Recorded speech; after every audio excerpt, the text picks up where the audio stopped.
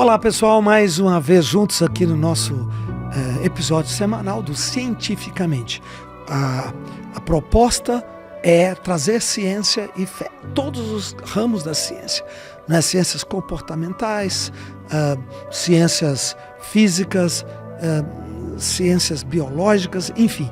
Nosso objetivo é tentar entender como que a ciência contribui para a nossa vida, os aspectos positivos e para a nossa espiritualidade. Como é que, ao invés de contradizerem, elas se completam, elas se complementam. Não existe contradição entre pressupostos da Bíblia ou da espiritualidade e da ciência. São domínios diferentes. Muito bem, hoje para discutir um pouco mais nesta visão, nesta percepção, nessa segunda temporada, nós estamos aqui para conversar com o nosso querido Kriegner, @Kriegner, muito querido, muito conhecido nas redes sociais. Por quê? Porque é cristão, é posicionado, tem uma excelente entrada com a juventude de São Paulo, tem uma veia política muito forte, já foi candidato em São Paulo, candidato a cargos eletivos, e tem uma participação intrínseca com a vida política, especialmente da nova geração. E o Kriegner está aqui comigo hoje para a gente bater um papo sobre, primeiro, como saímos da eleição. Está todo mundo falando sobre isso, então o momento agora é qual foi o recado que as urnas trouxeram para o Brasil e para a nossa sociedade. Kriegner, na sua percepção, como é que saiu a direita, como é que saiu a esquerda, que retrato temos pós-eleição? Boa. Primeiro, Bispo, muito obrigado pelo convite, prazer estar aqui, admiro muito o seu ministério, Senhor, obrigado. E sei que o Senhor é uma referência quando a gente fala sobre essa questão de ciência e fé. Então é sempre importante a gente ressaltar, especialmente para quem está assistindo isso, também para que as pessoas reconheçam que não é só o bispo do púlpito, é o bispo da sala de aula, do estudo científico, da física. Então isso é muito bom, obrigado, é um prazer mesmo. E muito bom estar aqui, feliz de estar aqui com todo mundo que está nos acompanhando também. Bispo, essas eleições foram apimentadas, né? Falando a verdade aí, muita coisa aconteceu. Acho que a gente tem um cenário muito forte, o Brasil inteiro acompanhou as eleições de São Paulo. Mas se a gente for fazer um recorte nacional, Bispo, a gente tem uma prevalecência muito grande do campo da centro-direita e direita. Os partidos de centro-direita e direita saíram vitoriosos. A esquerda se enfraqueceu muito, né? E eu vou dizer até não só centro-esquerda, mas até extrema-esquerda, PSOL, vou colocar o próprio PT como extrema-esquerda. PDT, todos PSD, esses perderam muito. Exato, perderam muito espaço nesse sentido. Assim. Então, tanto nas prefeituras quanto nas casas legislativas também, nas câmaras, né? Os vereadores perderam espaço. E aqui em São Paulo isso aconteceu também. Primeiro, em São Paulo a gente viu uma taxa de reeleição baixíssima. Sim. Então, de 55 vereadores, teve uma reeleição de 26, se não me engano, 23 ou 26 vereadores que se reelegeram. Menos da metade. Menos da metade. Isso é raro. Na eleição de 2020, nós tivemos, foram mais de 44 que se reelegeram. Então, teve uma renovação muito baixa, essa é a verdade. E outros que se elegeram em 2020 já haviam ocupado o cargo anteriormente. Então, não estavam reeleitos, mas também não eram novidade. Agora, esse ano, a coisa mudou. Então, o cenário também, além de ter ido mais para a direita, trouxe mais renovação e tem um número interessante de outsiders. Pessoas que vieram do setor privado, de influencers e pessoas que estão entrando. Os mais votados são pessoas assim. Em São Paulo, os dois mais votados, né, um homem e uma mulher. Um é o Lucas Pavanato, que já foi candidato anteriormente, mas uma pessoa também muito próxima, né, cristão também. E em segundo lugar, a Ana Paula, que é a mãe daquela menina que foi assassinada do casal Nardoni, né, que o Brasil inteiro acompanhou. Então, não eram pessoas... Bom, o Lucas, sim, já tinha uma atividade política bem ativa, mas não tinha cargo. Foi comentarista da Jovem Pan também. Comentarista da Jovem Pan. Eu fiz um podcast com ele aqui. Ele é muito legal. Muito boas ideias. E Ana Paula, que fora da política completamente. E tantos outros médicos, empresários que acabaram entrando também. Então, isso começa a dizer pra gente, Bispo, na minha opinião, que a gente tem um vento de mudança chegando aí. Sim. Em 2018, a gente teve uma eleição que elegeu, no nível federal, muita gente de fora. Então, a pauta da renovação era forte, tinha uma campanha nacional de não reeleja ninguém. Foi o ano que o presidente Bolsonaro foi eleito, deputados vindo do setor privado, de empresas, empreendedores. Essa pauta foi muito forte, arrastou muita gente para dentro. Mas em 2020 e 2022, muito por conta da pandemia também, o pessoal estava com medo, insegurança, instabilidade econômica, a renovação foi baixíssima. Então, em momentos de crise, o povo tende a votar menos no incerto, né? Então vai mais no seguro. E agora essa renovação está voltando. Acho que por uma insatisfação da população também de ver as coisas como elas estão, né? Eu acho que se eu te perguntasse qual a figura, foto, que a gente pode dizer que representaria o Brasil, acho que, vamos dizer, na sua maior expressão, porque claro que o Brasil é um país de muitos países. Você tem o Brasil da Europa, o melhor da Europa, da América aqui, que é a classe A e B. Você tem também o pior da África, aqui, que são alguns rincões do Brasil que ficaram, o índice que nós temos o IDV é baixíssimo, é um caos. Então o Brasil e próximo, né? Próximos, Então o Brasil convive com essas realidades díspares demais, em todo tempo, em todo lugar. Mas se a gente pegar uma somatória, como eu sou matemático, se a gente colocar valores nisso, fazer uma somatória aí, e a gente fazer no final uma foto, uma nota, qual o Brasil? Parece que o Brasil hoje não é mais o Brasil que acredita, por exemplo, na dependência do Estado, de Bolsa Família, o Brasil saiu das urnas, um Brasil que não quer ser engessado por leis, que quer crescer, que quer ganhar o seu dinheiro, ter o seu mérito, que quer aprender, de preferência nas redes sociais, de preferência na internet. Parece que consolidamos alguns pontos. E isso parece que foi o elemento desse novo Brasil, desse Brasil de provavelmente de média de idade aí de talvez 38 anos, 40 anos, porque a média da idade do brasileiro, né? Se você botar 210 milhões de pessoas com as suas idades, somar e dividir, você vai ter um número. Provavelmente esse número está entre a média do brasileiro é 37, 38 anos. Eu acredito que sim. E esse homem, essa pessoa de 37, 38 anos, que seria uma pessoa que tipifica 210 milhões de brasileiros. Essa pessoa tem esse perfil de pensamento, ou eu estou equivocado? O que você acha? Eu acho que tá certo, sim. Eu acho que esse homem, né? Ele tá... ou essa mulher, talvez, pela maioria da população, mulher. Essa face. Ela vai ser mais conservadora, sim, nos valores. Então, pensaria em termos de valores de família, questão da sexualidade, todas vezes de uma forma mais conservadora. Mas estaria se abrindo para um pensamento um pouco mais liberal na economia, no sentido de menos, como o senhor falou, menos dependência do Estado e etc. Mas eu acredito ainda que isso é uma luta grande que a gente tem pela frente. Que eu vejo? Que nos últimos anos, especialmente com o altíssimo nível de intervenção que a gente está vendo, especialmente agora pelo judiciário, bloqueando rede social, dizendo o que pode e o que não pode. Liberdade de expressão zero. Zero, lá embaixo, sabe assim? O youtuber faz uma crítica da circunferência abdominal do ministro do Supremo e vai pra cadeia por 1 ano e meio, sabe? Então, mas o presidente que fizeram boneco e decapitaram um boneco em praça pública... Pode. Isso tá tudo bem, dizer que ele é nazista, fascista, essas coisas que são... É crime. Você ser nazista é um crime hoje. Você não pode ser nazista no Brasil. Então, isso é uma acusação de crime. Então, isso pode, né? Então, isso é tolerável. Tolerável, Então, é um absurdo. E a gente vê esse cenário acontecendo, Bispo, então as pessoas estão percebendo essa intervenção sendo negativa. Porque é bem verdade, quando a gente quer um Estado muito forte, qual que é a propaganda por detrás? O Estado vai cuidar, o governo cuida, o governo vai garantir o melhor, tudo segurança, que é do governo. Segurança, vai ficar tudo bem. O governo assinada, vai pensar, aposentadoria. O governo vai garantir para que você não tenha surpresa, você vai ter uma vida com menos riscos. Só que não é muito bem, porque essa não é bem assim. Essa cobra ela vai para frente e depois ela volta e te pica no calcanhar. Porque em troca disso, ela vai pedir o teu dinheiro, obviamente, com os impostos que a gente paga demais aqui no Brasil, a sua liberdade, liberdade, vai pedir também a sua consciência. Então, você vai perdendo direitos que foram dados por Deus, são inalienáveis, né? A gente não poderia perder isso. Então, eu acho que o brasileiro está começando a entender um pouco mais disso. Por quê? Na internet, eles veem as pessoas fazendo dinheiro na internet.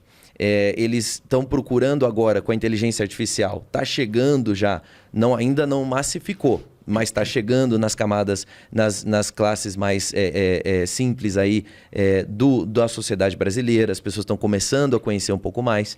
Então, haja visto, a gente pode trazer um exemplo disso, que é um exemplo negativo, mas são as bets, os jogos de apostas. Sim, sim. Né?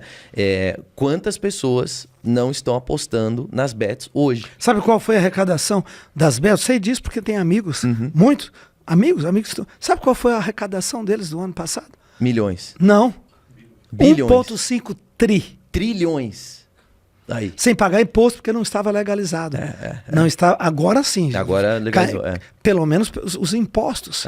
E o número de pessoas que estão com o CPF estourado. Exato. Nós temos, sabe quantas? 1.000 pessoas, mais de 300 mil pessoas. Pessoas Nossa. que foram...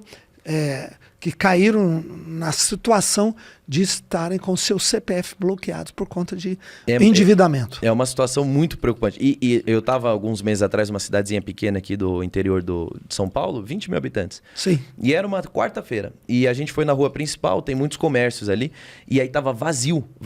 E eu conheço uma pessoa que tem um café. Sim. E eu falei, o que aconteceu aqui? Que a gente queria falar com pessoas, etc. E aí, no café, ela falou, essa semana ninguém tá saindo de casa porque não tem mais dinheiro, porque foi tudo no Tigrinho. A cidade inteira. Isso? Teve uns 3, 4 caras da cidade que ganharam uma moto no Tigrinho. Pronto, aí a todo mundo palavra achou que correu, ia ganhar. todo mundo achou que ia ganhar, botaram dinheiro, quebrou a cidade, o pessoal tava esperando cair o dia do salário. É isso mesmo. Triste, eu né? e a Bispa Lúcia, nós fomos para Florianópolis, nosso filho mora lá, o Samuel, com a Camila e as crianças. Aí a gente queria ficar perto dos meninos, aí Júlio. E aí a gente tem uma menina que nós estávamos num apartamento da nossa filha, apartamento pequenininho, e a diarista passou lá para arrumar e tal. E aí a diarista falou, olha, eu não vou poder amanhã, tal. Aí a minha mulher, a Bispa Lúcia, perguntou, você não tem uma amiga, uma parceira que pudesse vir no seu lugar amanhã? Porque a gente ia viajar e ia deixar o apartamento todo confuso. Aí ela falou, eu tenho sim, Bispa, mas, sabe, ela ganhou no Tigrinho na semana passada e agora não quer trabalhar isso mesmo mais. Ela já falou que acabou. Aí eu falei, eu que estava longe, escutei e falei, ei, para, quanto que ela ganhou? Acho que ela ganhou, parece que ela ganhou 2 vezes R$800, ela ganhou 1.600 ou 1.800. Então acabou, ela falou que vai tirar essas semanas offs agora. Vai gastar tudo e... E eu falei, e quando ela perder? Ela diz, não, ela vive perdendo. Ela ganhou pela primeira vez. Meu Deus. Mas em compensação perdeu 4, 5 vezes. Meu Deus. E aí ela começou a contar os parentes, os amigos, todos endividados por conta de bets. Muita gente usando dinheiro de Bolsa Família para Claro. jogar. E aí tentando maximizar, né? Falando, eu recebo aqui R$90, R$100, vou aqui, vou botar lá para ver se aumenta, né? Agora, essas Mas pessoas, de alguma maneira, elas estão predispostas a aprender a trabalhar com a internet, fazer dinheiro. Exato. Elas, se tiver uma inteligência artificial para ajudá-las, elas vão migrar de profissão. Essa e vão é a leitura. ficar. Não é isso? Exato. Então é Ninguém o novo deixou de homem, ser- é a nova força de trabalho dos próximos 5 anos. Exato, porque a gente precisa fazer análise que é assim, ninguém deixou de ser jornalista para jogar no Tigrinho. Ninguém Sim. deixou de ser advogado para jogar, ninguém deixou de ser cirurgião Sim. para jogar no Tigrinho. Ou eles deixaram de ser faxineiro, Exato. cozinheiro, Perfeito. entregador. Então, essa é a leitura que o mercado precisa fazer agora, que é assim, tem uma força de trabalho aí disposta, é só ensinar, é só mostrar como. Se for simples como um jogo do Tigrinho, eles vão engatar e vão preferir. Perfeito. Olha, amigão, você que tem alguém aí assistindo, participando conosco, presta atenção, converse com o seu pessoal, seu amigo, seu jardineiro, Conversa com a sua diarista. Bate um papo com ela, pergunta, fala, põe limite. O que você quer jogar? Então joga R$30, R$20 e acabou. Por mês, põe na mão de Deus e joga aquilo ali. Se acertar, acertou. Se perder, perdeu. Assim, desculpa, viu, Craig? O ideal é não jogar, claro. Eu sou cristão, não estou falando para você jogar, não. Mas entre os males, escolha o mal menor. Porque aí você não vai prejudicar a sua família, caramba, entendeu? Você vai comprometer o dinheiro dos meninos, das crianças, ou de Bolsa Família, ou da própria diária que você recebe trabalhando. Só que nós ficamos escutando isso e não damos opinião. Não vou entrar, não quero conversar. Não, você que é patrão, você que é amigo, você que compartilha no dia a dia, ajuda, orienta, conversa. Não vamos deixar as pessoas serem levadas para o matadouro e a gente fica com o braço cruzado. Exato. Não faça isso. Certo? Esse é o perigo até. Até porque assim, a gente não sabe quem que tá lavando dinheiro por detrás disso tudo, né? Crime organizado tá aí. A gente tá vendo celebridades envolvidas e coisas do tipo sendo presas, e tem gente usando isso dessa maneira também, né? Então, exatamente. Esse é o perigo. Aliás, a internet tem uma face muito escura, que é a face que é muito difícil qualquer tipo de... é um universo impenetrável. Inclusive para a Receita Federal. Não tem como você mapear as atividades da internet de maneira muito precisa. E a criptomoeda que apareceu maximizou isso ao expoente máximo. Então, eu acho que nós estamos num mundo onde cada vez mais o Estado vai perder a capacidade de supervisão, controle, gestão, pelo menos para saber o que é joio e o que é trigo. Tomara. E isso, se eu puder só complementar uma coisa, Bispo, porque isso evidencia também o quanto que o Estado brasileiro, e aí em especial o governo federal, é atrasado com essas questões tecnológicas, sabe? E não dá para esperar muito, porque a gente tem um presidente que, quando falaram lá de uma proposta de inteligência artificial, o Lula disse, para que inteligência artificial se a gente tem uma inteligência humana tão boa aqui no Brasil? Vamos usar a inteligência humana. Ele falou isso meses atrás, pode procurar aí na internet, você vai achar. Então o cara não tá, assim, pensando, né, no que tá acontecendo, não consegue mapear. Tem Lula e Janja, para que vocês precisam de outra inteligência? Tem tantas cabeças boas aqui que... Mas é lamentável, mas assim, a gente vê o quanto que é atrasado, porque não é novidade. O senhor mesmo falou do quanto de dinheiro que as bets ganharam antes de regulamentar. Então, por que o governo demorou tanto para isso, né? E por que está demorando para incluir, por exemplo, inteligência artificial, trabalhar dessa maneira? A gente tem países, por exemplo, El Salvador e outros países que até você pode usar Bitcoin como moeda corrente, né? Então, existem inúmeras ferramentas que poderiam mudar a vida das pessoas e acelerar no processo de combate à pobreza, de combate às desigualdades, até de problemas. Por exemplo, um problema crônico que eu garanto que toda eleição municipal teve que falar sobre isso, que é falta de médicos. Por que a gente não tem hoje no Brasil a regulamentação da telemedicina como tivemos na pandemia? Sim. Foi feito na pandemia, mas agora depois tiraram, né? Foi um protocolo só daquele período. Por que não? Por que não levar? Então, a gente precisa ficar fazendo mais médicos para trazer os médicos de Cuba, precisa trazer de outros lugares. Por que não regulamentar a telemedicina e fazer isso acontecer? Resolver os problemas de uma forma... Então, isso que me pega quando eu falo sobre a nova geração na política, especialmente nova geração de cristãos. Porque não quero aqui ser desrespeitoso com a geração anterior, mas a nova geração já está vindo naturalmente digital. Ela é digital nativo, né, que eles falam. Nasceram nesse meio. Então você vê o bebezinho hoje no iPad e ele já comanda tudo ali. Então, é essa geração que tem por incumbência trazer para dentro do Estado uma inovação na parte tecnológica também. E a trajetória do cristão na política, desde a reforma protestante, sempre foi inovadora. Sim. A gente inovou como fazer negócios. A Bíblia. Trouxemos a Bíblia, não existia livro, ninguém lia. Então, ninguém sabia ler. Isso fez as pessoas se educarem, a filosofia. As universidades, tudo. Então, se o cristão na política também não estiver conectado agora com a disrupção tecnológica, inteligência artificial, aí a gente já está começando com gente nova, mas com discurso velho. E a gente vai continuar para trás. E eu creio que os cristãos no Brasil têm essa oportunidade de fazer esse salto, né? Perfeito. Muito, muito, muito bom. Bom, então concluímos que as eleições trouxe para nós um panorama. A esquerda bastante recuada, a direita avançando, o centro-direita avançando muito, e tivemos um outro fenômeno, que é o fenômeno da divisão da direita. Não só em São Paulo, prioritariamente em São Paulo, mas aconteceu em outros estados. Curitiba, outras cidades. Curitiba, Campo Grande, Mato Grosso do Sul, um pouco no Rio, e São Paulo, né, de maneira total, completo. Você foi candidato, você sabe o que é, você tem experiência da importância de manter coesões. Em qualquer lugar. Exato. Jesus disse, a casa dividida não fica em pé. Fica em pé. Ela vai perder sempre.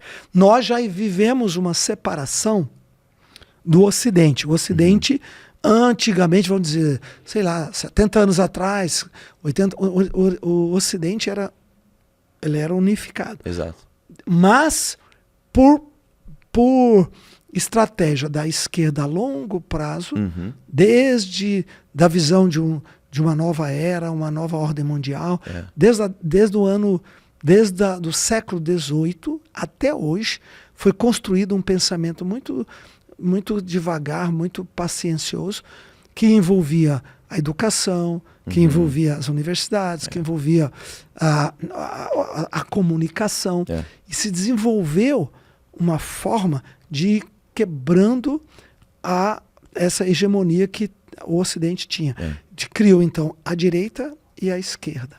A esquerda, que era uma ideologia de 5, 6, 7 empresas, né?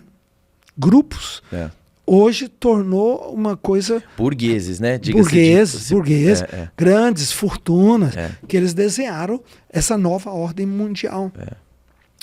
Então, hoje não, hoje isso se tornou, foi encampado, adotado filosoficamente como plataforma de governo pelo Partido Democrata Americano. E o Partido Democrata Americano é muito forte, muito poderoso economicamente falando. E o que acontece nos Estados Unidos é o pico, né? Dali escoa para o mundo todo. E acabou chegando hoje um Ocidente completamente dividido. Inclusive recuando a direita, que era a grande maioria. Exato. A direita sempre tem 70% em qualquer lugar. Mas a esquerda sabe jogar, ela não joga com números apenas, ela joga com estratégias, ela joga ela tem, eu vejo na Câmara Federal, eu fui deputado, então o que tem de subterfúgio para que os partidos pequenos, com 5, 6, 7 deputados, que não deveriam ter representação nenhuma. Não, eles têm os mesmos direitos dos partidos grandes. Exato. Eles têm assento na mesa diretora, eles têm cargos, eles têm tudo. Eles podem bloquear, recorrendo ao Supremo, eles derrubam uma decisão que foi votada no Congresso inteiro. Pela maioria, né? Pela maioria, não, exato. todo o Congresso, Câmara e Senado. Mas eles apelam ao Supremo, cai na mão de um ministro, e aquele um ministro monocraticamente derruba tudo. Exato. Quer dizer, não tem bom senso numa coisa dessa. Mas é claro que isso não acontece espontaneamente. Não. Isso foi construído por uma inteligência. Isso foi construído ao longo de décadas e décadas e décadas. Então, e hoje nós temos uma direita dividida no Brasil, e a casa dividida não fica em pé. Jesus já disse isso. E o que a gente pode esperar do futuro? Qual que é a sua visão? Você é uma pessoa que tem chamado político, que ama a política, que participa, que tem essa pujança dentro do seu coração para representar e precisamos muito de gente com esse perfil seu. Mas vamos pegar um mundo dividido? Esse que análise que você faz disso aí? O desafio, Bispo. Olha, sobre a questão da divisão da direita, né? Eu olho isso de uma maneira... duas maneiras. A primeira delas é que sim, a gente viu uma divisão acontecendo, né? Pelo menos uma tentativa, e aí a gente vai ter um tempinho ainda para entender se dividiu mesmo, se rompeu mesmo ou não. Então, essa tentativa foi acontecendo para um propósito eleitoral. E isso me preocupa muito.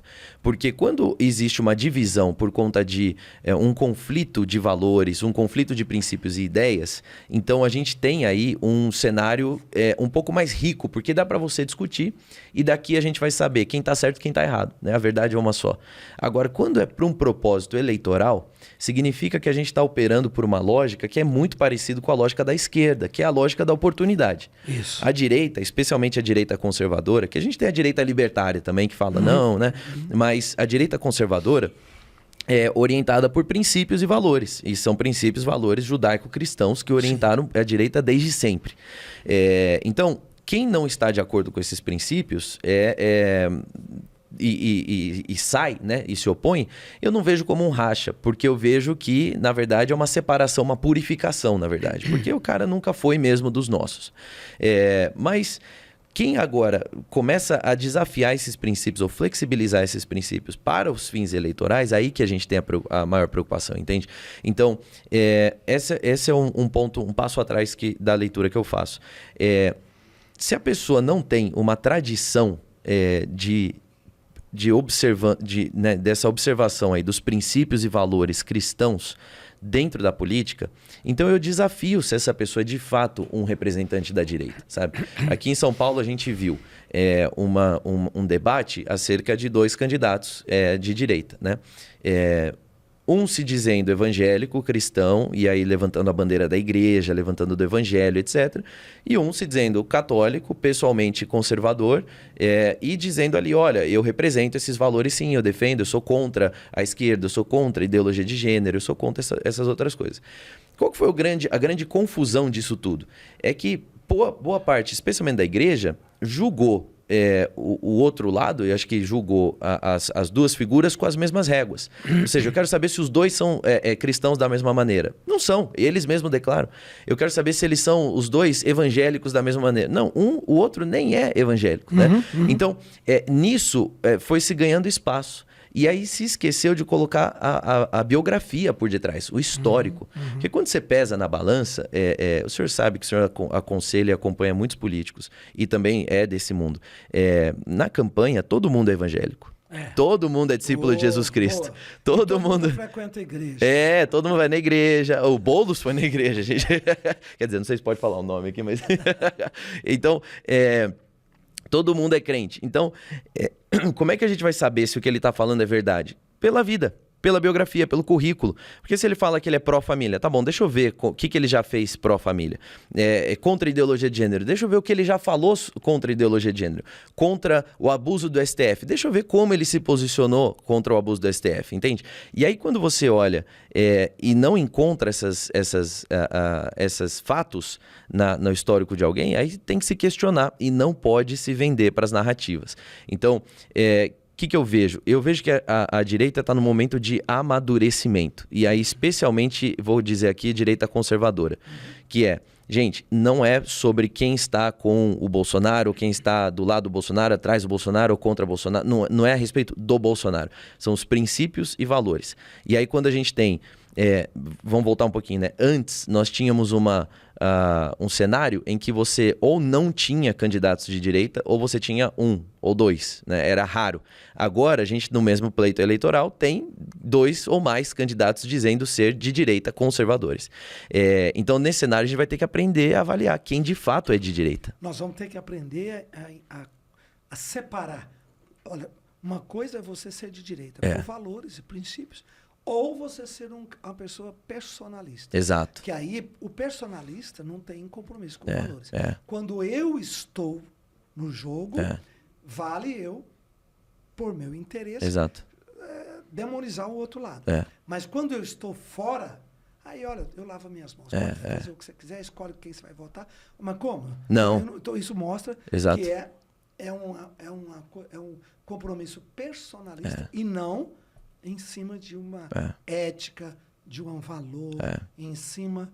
Porque senão eu continuo lutando. Não, Exato. Eu não estou no jogo, mas permanece tudo que eu falei. Isso. Vamos proteger nosso segmento, vamos lutar pelos nossos valores. Né? Não existe cenário em que um conservador de verdade possa ser indiferente à possibilidade de um comunista chegar no poder, por exemplo. Não existe, não existe. Em que cenário um conservador vai cruzar o braço e falar assim, ah, não. É a mesma coisa que, assim, a gente falar, em que cenário um pastor ficaria quieto ou seria indiferente a um satanista liderando uma igreja. Sim. Não existe isso, gente, pelo amor de Deus. Sim. É o oposto, né? Então, para que ele está ali posicionado? Então, da mesma maneira, o conservador tem que lutar para que um comunista não seja posicionado como uma liderança, especialmente numa cidade como São Paulo. Então, eu creio que a gente tem que entender e amadurecer o nosso pensamento enquanto direita. Não é porque tem discurso de direita, porque fala que é de direita, que é de direita.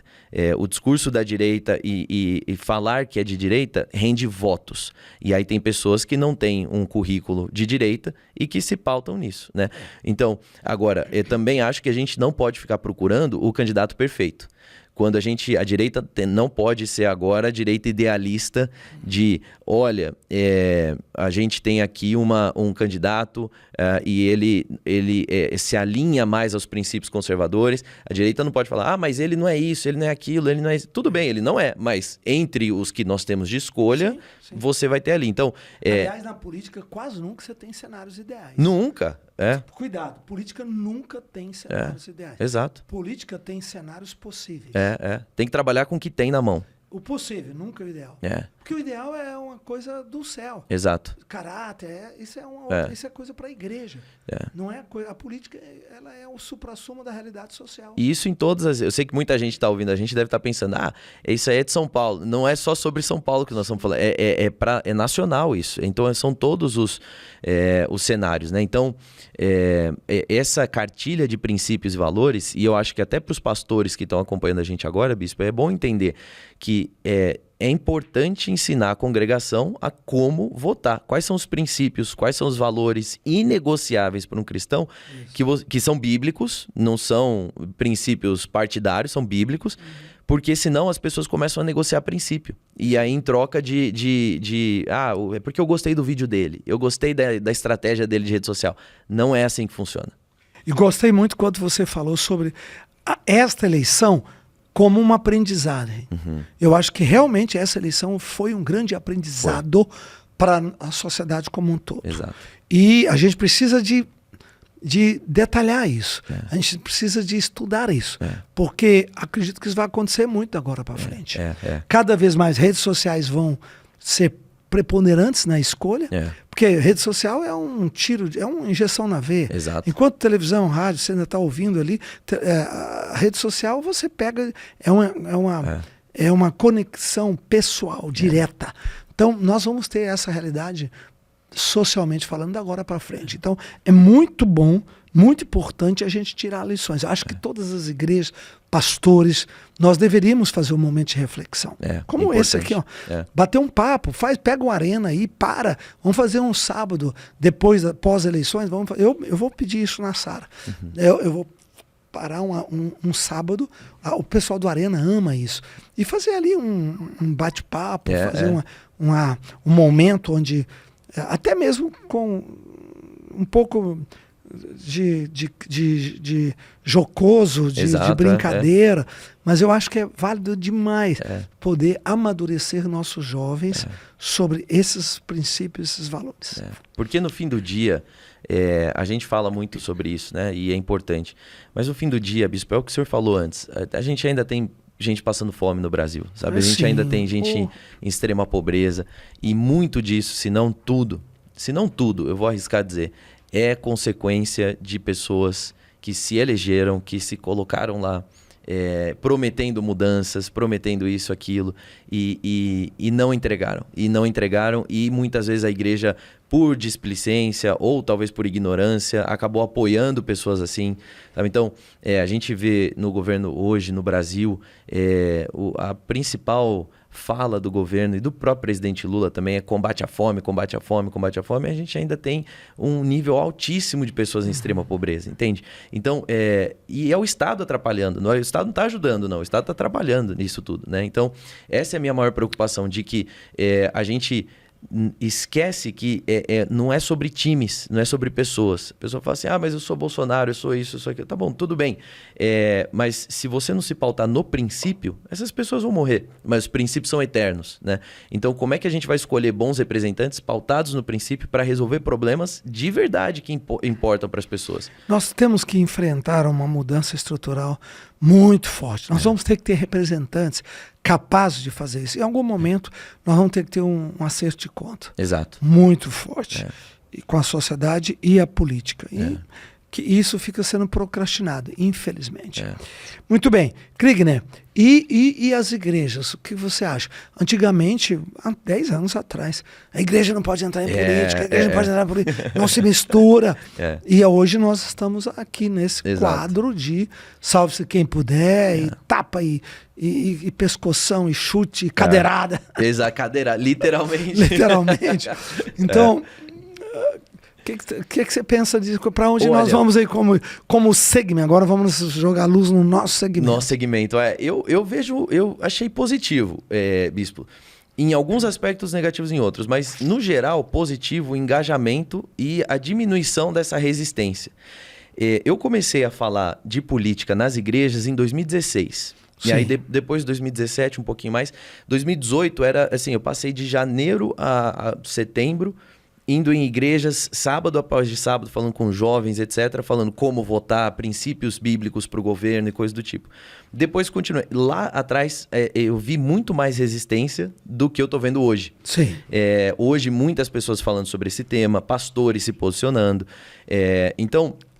Mas a gente ainda tem aquelas igrejas que não aceitam. Mas sabe o que eu achei interessante? Que algumas igrejas que eu vi que não estão abertas para ensinar sobre princípios bíblicos para governo, etc., elas estão abertas para indicar candidato. Olha isso. Então, eu vejo que é um sistema que se alimenta. No sentido assim, o pastor escolhe, eu não vou ensinar o povo a pensar. Eu vou dizer em quem eles devem votar. Perfeito. E isso é muito negativo, mas é mais ou menos assim que funciona. Mas a gente está vendo as portas se abrindo, as pessoas falando, trazendo aqui, olha, como é que você escolhe, o que nós queremos buscar, né? Porque eu não sou contra, tem gente que fala que acha errado. Eu não sou contra o pastor indicar um candidato, eu acho que é positivo que ele venha fazer isso. Claro que nada é forçado, nada é obrigado. Especialmente se a pessoa não tem. Exato. Olha, eu não tenho em quem votar, eu poderia me dar uma indicação de confiança da igreja. Não é problema, não vejo problema nenhum. Porém, ele tem que ter a lição de casa de antes também, que é ensinar, olha, o que a Bíblia diz a respeito do governo? Qual que é a perspectiva bíblica sobre política, né? Então, trazer esses parâmetros, porque ele ensina o povo a pensar. E ele pode dizer depois, olha, esse aqui é o candidato que eu acredito, é o melhor, etc., por essa e essa razão, e deixa o povo para pensar, né?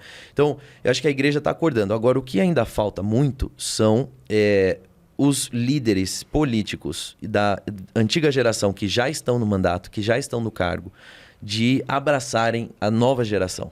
Então, gabinetes, seja no nível municipal até o federal, cadê os jovens cristãos que um dia querem disputar cargos, que um dia querem entrar trabalhando nesses gabinetes, sabe? E precisa ter esse casamento desses jovens que são potenciais políticos com esses que já são consolidados políticos. Sem ciúmes e medos de perder, talvez, sabe? Claro. Mas para ter esse trabalho de Elias Eliseu. Exato. Elias Eliseu na prática. Eu acho que isso é a coisa que a gente precisa ainda ver uma mudança. Eu conheço muitos gabinetes, eu conheço muito mais, mas que eu vejo assim, de políticos que não são, que tem não cristãos trabalhando ali. Nada de errado, mas para mim é um desperdício. Sim. Por que não colocar aqui como assessor parlamentar o jovem da igreja que um dia quer estar nesse lugar, né? Então, ou fazer um estágio de férias, alguma coisa do tipo.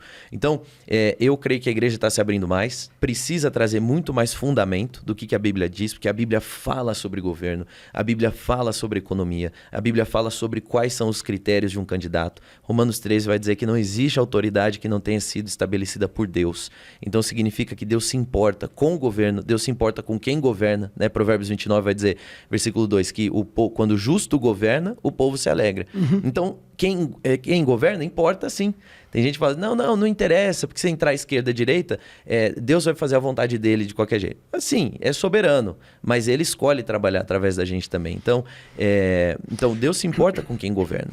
E a história da igreja no Ocidente mostra, meu Deus, por exemplo, o primeiro milênio, depois de Constantino, do ano 500 até o ano 1000, praticamente todos os governantes, prefeitos, porque naquela época eram cidadelas formadas em volta de castelos, que eram dos senhores feudais. Desenvolvia 20 mil, 30 mil, 40 mil pessoas morando ali, né, no feudo, e era um controle dos senhores feudais.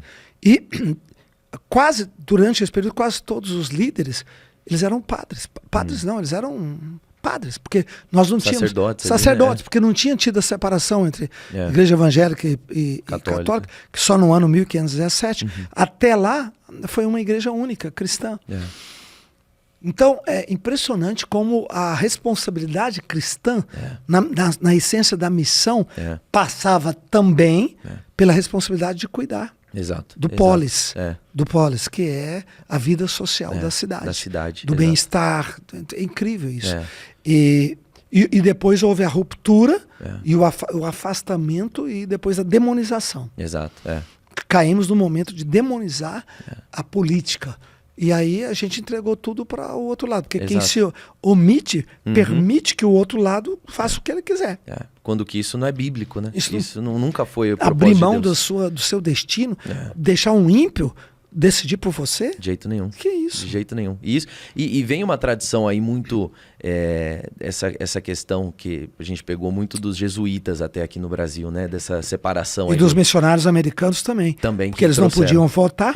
Estavam aqui só evangelizando. Então só cuidavam do sagrado, né? Do espiritual. A igreja não pode entrar em política. E separando, e separa mesmo. E Jesus falou, né? Onde você não... se o sal não salgar, não serve para mais nada a não ser pisoteado, né? O que ensina pra gente que se a gente não tá sendo sal, o nosso futuro é ser pisoteado e jogado fora. É isso aí. Esse é o destino que nos aguarda se a gente não perder o nosso sal. Perfeito. Muito, muito, muito bom. Hoje a gente está... Você é de uma comunidade muito pujante no quesito de evangelização. A Sara também evangelizamos muito. Sim. Nós estamos vendo uma busca por Deus da nossa sociedade, especialmente da moçada. O jovem hoje ele tem fome de Deus, ele quer conhecer o espiritual. Engraçado, ele não quer droga, ele não quer balada. Isso tem e está acontecendo muito mais nas favelas, ali nas quebradas, aonde acontece, né, essa cultura popular um pouco regada a sexo, droga e violência.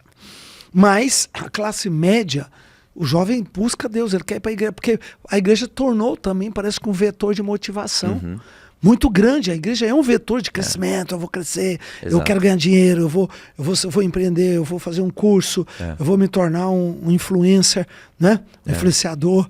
E como é que você está vendo esse processo de evangelização dessa nova geração? Bispo, é realmente interessante, assim, essa geração chegando, a geração Z, vindo aí, eles têm um desejo por aquilo que é genuíno. Eles não se impressionam tanto com a produção da luz, da fumaça, do não sei o quê, que é tudo bonito, né? É excelente, sim. É legal. Estética, é importante. Mas não é isso que eles querem. Eles até abrem mão disso se precisar, se tiver a entrega ali, o puro suco do evangelho mesmo sendo comunicado, né? E isso também, acho que é um ponto a geração Z, ela é mais isolada do que os próprios mileniais. E a igreja proporciona essa inclusão, no sentido de o cara vai para uma célula, ele vai para o culto, ministério de jovens. Encontra amigos. Vai ter alguém que se importa com ele, vai ter um líder que fala assim, como é que você tá? Como é que foi sua semana? Aí, moleque, como é que você tá? Exato. Aí, tio, valeu. E isso é raro.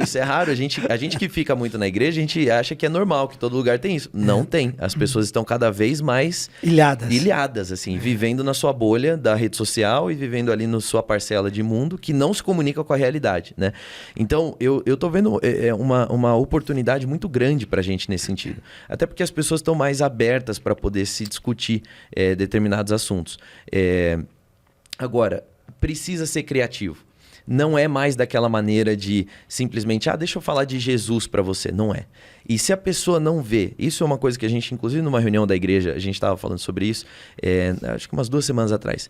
Se o adolescente e o jovem, ele não vê em você a mensagem que você está pregando, você pode falar o que você quiser, ele não vai seguir. Que coisa, né? É uma geração crítica. Eles estão olhando e falando assim, tá, mas você fala de Deus é amor, Jesus é amor, eu tô até sentindo um negócio aqui, mas você não me passa... Você não me trata com amor. Eu não vou. Eu posso ir no outro. Vem um outro missionário, um outro aqui, cara aqui pregar. Coisa. Mas e se ele não vê essa genuinidade, né? Genuinidade. Exato. Tô confuso aqui. Mas se ele não vê essa... É a geração que busca a verdade. Exato. Coerência. Não vem com conversa. Essa é a palavra. Exato. Se você tá falando é diferente do que eu tô vendo em você e do que eu sinto vindo de você, eu não vou te dar a credibilidade que você precisa. E isso é uma coisa que sobe a régua da igreja. Muito. Porque não é só, vou lá falar, agora eu preciso viver. Que é a mensagem original de Jesus, sim, né? Desde sempre. Mas eu creio que por a gente isso fez discípulos, por isso andou perto dos discípulos, exato, por isso que deixou ser visto e conhecido pelos discípulos. Exato. Perfeito. E isso é muito bom, sabe por quê? Eu acho que isso tem virtudes, porque a rede social, ela isola. Você monta um perfil, não tem nada a ver com a verdade. Exato. Então, facilmente você cria uma ilusão na mente da pessoa que não tem nada a ver com o fato, com a realidade. Exato. É um perfil. Então, essa busca, esse senso crítico na geração Z é muito positivo, porque primeiro que eu acho que a verdade é terapêutica. Qualquer tipo de doença, ela passa pela mentira. Exato. A mentira, ela adoece qualquer pessoa, indivíduos, família, sistema. É verdade. Não podemos viver na mentira. Nossos casamentos têm que ser na verdade. Nossas profissões têm que ser na verdade. Nossos relacionamentos têm que ser em cima da verdade. O que não for na verdade é patológico. É patológico. Vai adoecer não só a pessoa como o sistema. E tem data de validade. Não consegue sustentar, né? É isso aí. A mentira não consegue permanecer de pé. Exato. Ela vai cair de alguma maneira em algum momento. É verdade. Muito, muito interessante estudar isso e pensar na aplicabilidade desses valores na evangelização, na formação dos nossos ministérios de jovens. Exato. Não é? Esses desdobramentos na prática da igreja, isso é fundamental. Importantíssimo. Eu entrevistei uns garotos aqui que meninos de 16, 17 anos, que começaram a trabalhar nas redes sociais, criaram seus cursos, suas mentorias, e hoje fazem R$100 mil por mês. Olha aí. 16 anos. YouTube 16 anos. É a nova academia do YouTube. Não tiveram tempo para estudar, não tiveram tempo para fazer faculdade. No máximo, um está terminando segundo grau, o outro nem vai terminar, já parou. E não acredita, porque é um conteúdo... A universidade teve uma ruptura com a sociedade atual. Exato. E o YouTube está tomando essa formação. Olha, Bispo, eu vou dizer... E ela é rápida, ela é injeção na veia, vídeo de meia horinha, 20 minutos, pronto, passou. É só a gente parar para pensar a nossa própria vida. Quantas vezes a gente já não foi no YouTube buscar por um assunto, uma explicação mais simplificada de um assunto, ou às vezes até vendo uma aula. Eu concluí o mestrado recentemente, tinha algumas matérias obrigatórias que não tinham nada a ver com a temática do mestrado, né? Mas essas matérias, às vezes trazia mais questão de exatas, etc. E não é minha praia, perdão, Bispo, mas não consigo. Meu cérebro não calcula tanto assim. E aí, eu ia no YouTube direto, porque o professor estava explicando, mas eu falava, essa didática... não tá me ajudando. E eu ia no YouTube procurar por uma maneira mais simplificada. Às vezes usava inteligência artificial, ia lá no chat GPT e dizia, olha, me explica o que é isso de uma maneira tal e tal e tal. Me explica derivadas aí, e integral. Exato. Passar o terceiro grau. Para uma pessoa que é boa em humanas, história, geografia e sociologia. Isso. Pronto. E a inteligência artificial faz tudo, muda a explicação de um jeito que ela preserve o conteúdo, mas entregue na linguagem que você entende. Então, assim, a gente precisa, quem está ouvindo a gente aí, precisa estar conectado nisso. Inteligência artificial não é uma opção de passatempo, alguma coisa do tipo. Ela veio para orientar todas as atividades profissionais, ela vai mudar a forma como, já está mudando a forma como a sociedade está se organizando, e a gente precisa, especialmente como igreja, estar à frente disso. Sim, e prepare, pai. Prepare, porque você vai se assustar. Seu filho vai ser autodidata. Exato. Autodidata, buscando aquilo que interessa para ele, e especialmente por YouTube. E olha, talvez o resultado financeiro seja muito mais forte e rápido do que se ele pegasse o banco da escola. 4 anos no primeiro, quatro no segundo, 4 no terceiro, 12 anos. Quer dizer, e a vida está passando e está tudo rolando, e tudo muda, o mundo mudando. Então, isso é um novo paradigma que nós vamos estar vivendo em alguns anos. Exato. Porque esse formato também das escolas, ele começou lá atrás, e o professor, ele era uma pessoa de referência no conteúdo, mas também na questão doutrinária, ele era uma referência em diferentes maneiras, né? Começou há muito tempo atrás. Então, hoje não mais. Então, às vezes o professor, ele está ali, ele nem é, especialmente na rede pública, ele nem é um especialista naquela área. Sim. Então, por que o aluno ele vai ficar 6 horas do dia dele, ou às vezes até mais, ouvindo aquele professor que não é um especialista na área, que também não é uma referência moral, que também não é uma referência... Então, eu entendo que existe a necessidade, e eu super valorizo a escola e a instituição clássica aí de ensino. No entanto, a gente precisa entender que, assim, existem maneiras... O mundo está mudando. E mudando rápido. Os resultados de homeschooling, por exemplo, que não é mudança, né? Porque o homeschooling é a maneira clássica de se ensinar. Mas os dados mostram que as crianças que fazem homeschooling, quando bem feito, têm um aproveitamento muito maior do que muitos de escola tradicional. Sim. Você viu que o Elon Musk soltou agora uma proposta de ensino para seus filhos no mundo todo? Eu não vi.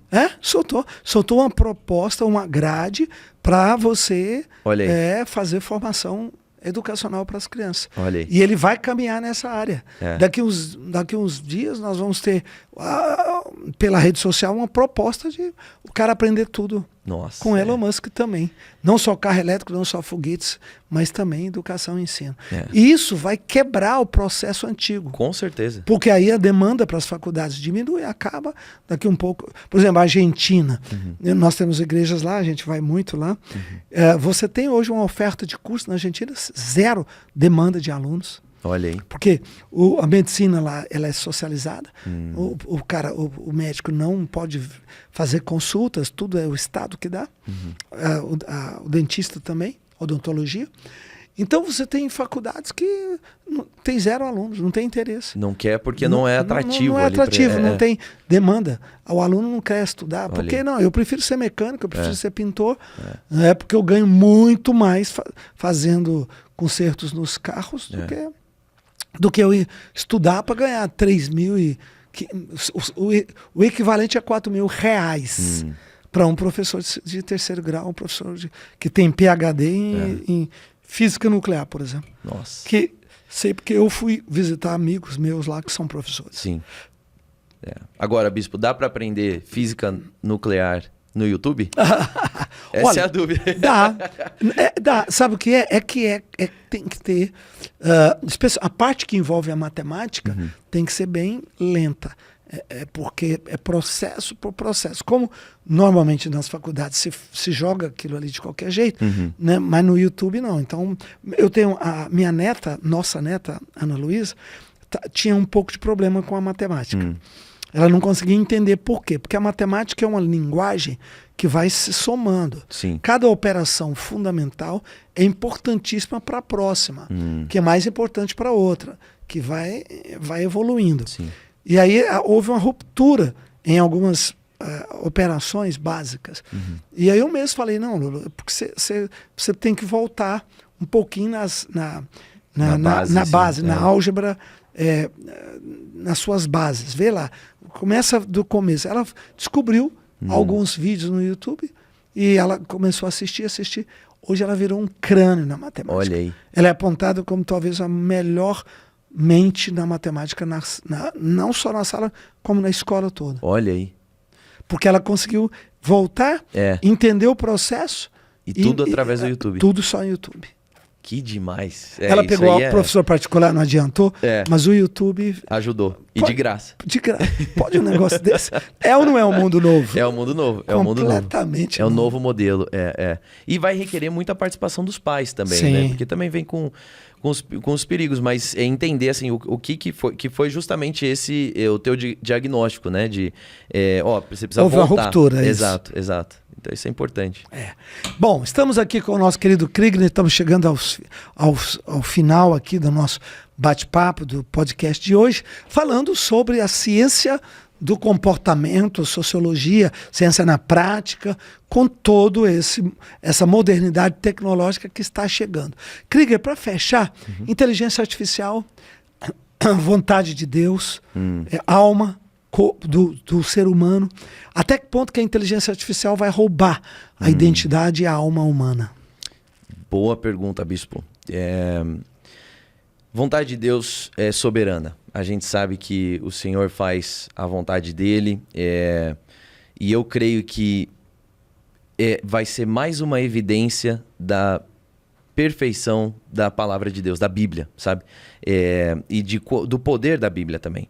Porque a gente vai viver uma sociedade em que as máquinas elas vão poder dizer, elas vão ter os inputs ali, elas vão poder trazer decisões, estratégias, etc. A gente tem uma sociedade que já está consolidado isso, de pluralidade de pensamento e pluralidade de fé. Então agora vai entrar essa nova máquina vindo, ela vai coordenar pensamentos e até gerar pensamentos, mas eu acredito que ela também vai coordenar certas fés e até gerar certas fés aí. Então, mas a gente vai ver a palavra de Deus permanecendo firme até o final, sabe? Então, tudo passa, né? A palavra de Deus não passa. Então, a gente sabe que a palavra de Deus, ela vai conseguir... nós vamos assistir a palavra de Deus colocando as suas raízes e permanecendo fiel, independente aí, né? Permanecendo real. Agora, qual que é o perigo disso tudo que eu vejo da inteligência artificial? É para aqueles que são superficiais na sua fé, eu diria isso. Porque aqueles que abrem a Bíblia para poder achar, faz a roleta russa para ver o versículo do dia, para dar um gás aqui, porque eu tô meio desanimado, então eu só preciso... ele vai jogar no ChatGPT, ele vai jogar em alguma outra plataforma e ele vai ter aquele injeçãozinha de dopamina, ele vai ter aquela injeção, aquele gás pro dia dele. Mas as questões reais e profundas, a inteligência artificial nunca vai conseguir fazer com que a gente chegue até lá. Porque a verdade é que a filosofia no mais profundo do seu pensamento também não conseguiu chegar lá. A ciência no mais profundo do seu avanço não conseguiu chegar lá.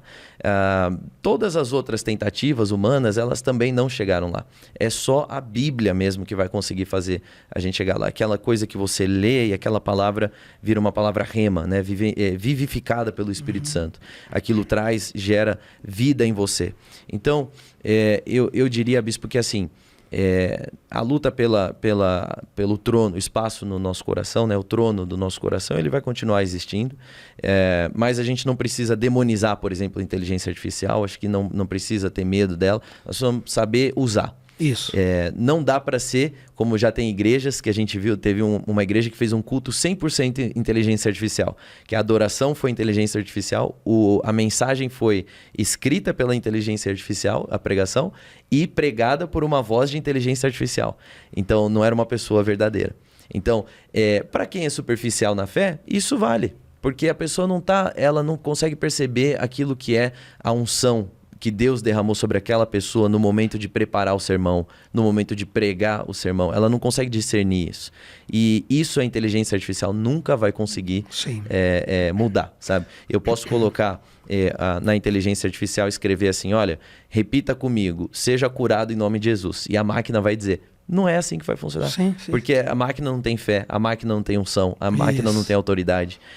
Mas nós temos. Então, aqueles que estão satisfeitos com a superficialidade da fé, esses vão ser pegos. Mas aqueles que não estão, esses vão continuar indo fundo com a palavra de Deus. E isso não vai substituir, vai virar um auxiliar. Amém. Em outras palavras, a gente nunca pode ir contra o avanço da ciência. O avanço da ciência é bíblico. Aliás, Daniel profetizou. E é bênção, porque é conhecimento. Todo conhecimento vem de Deus. Mas não podemos deixar também que o avanço tecnológico ultrapasse valores e princípios cristãos. Exato. Atropele a igreja, a vida. Isso não existe. Exato. Então nós temos que saber dosar. Muito, muito, muito bom. Obrigado pela sua presença aqui. Obrigado, bispo. Vamos nos despedir da nossa audiência, a galera que está com a gente. Deixa aí suas redes sociais. Boa. E deixa também seus convites para eles. Muito bom, obrigado, bispo. Eu quero agradecer aqui pelo convite, um prazer estar aqui com o senhor e com todo mundo que está assistindo a gente. Olha, Instagram, @Kriegner, bem simples ali, você pode acompanhar tudo que eu estou fazendo, falando também.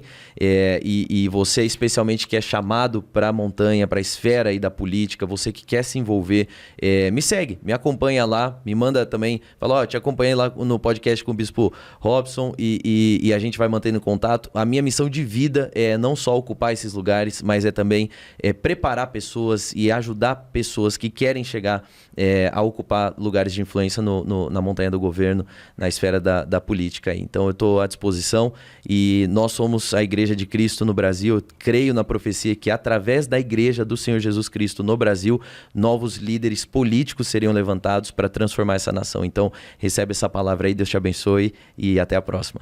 Amém. Receba! Em nome de Jesus. Obrigado, Kriegner. Obrigado sua vinda aqui, sua participação. Obrigado, amigo, que esteve conosco.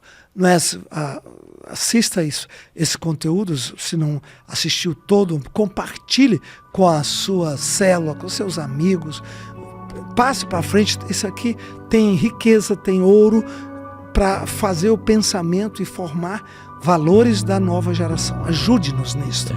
Ajude-nos a encontrar luz para seguir o caminho seguro da maturidade, o caminho da palavra do nosso Deus. Obrigado por estar sempre aqui conosco no Cientificamente. Fique com Deus, semana que vem.